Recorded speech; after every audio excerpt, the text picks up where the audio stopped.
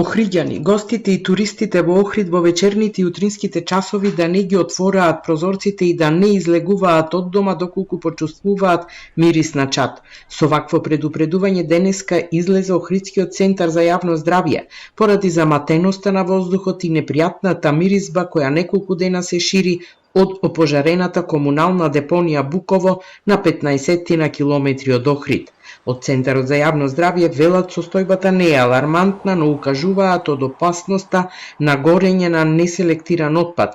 Особено предупредивме на тие луѓе кои што ќе работат на таа депонија, дали ќе се пожарникари, дали ќе се од комуналец вработени или како и да користат заштитни маски, да користат очила на раквици, затоа што навистина е штетно. Апелот е особен кај граѓаните на Охрид, кај гостите, кај туристите, да внимаваат и да доколку почувствуваат мирис на чад, особено во утринските часови, навечер да ги затворат прозорците од куќите, да останат во своите домови, да избегнуваат згишување директно.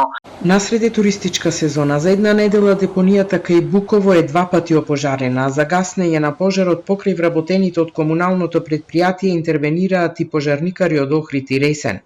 Комуналец за двата случаи поднесе пријава против непознат сторител за подметнување на пожар. Видеонадзор има само на влезот од депонијата.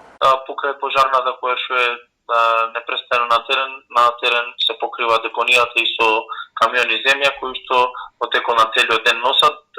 Денеска врз основа на како што ми пренесоа од на терен, нема повеќе уган, останува уште чад и затоа се продолжува со депонирање на земја на самата депонија и сметам дека ќе во текот на утрешен, најкасно за утре ќе биде завршена и она непријатна миризба и чад која што се шири од депонија. Оваа слика од депонијата Буково, каде Охрид одлага над 90 тони смет, се повторува секоја година, посебно во летните месеци. Се наоѓа на патот до нашиот најголем туристички центар, кој води преку Битола и Ресен, па туристите и деновиве минуваат низ отровни облаци. Пред 2 години жителите од околните села протестираа и го блокираа влезот со барање депонијата да се затвори.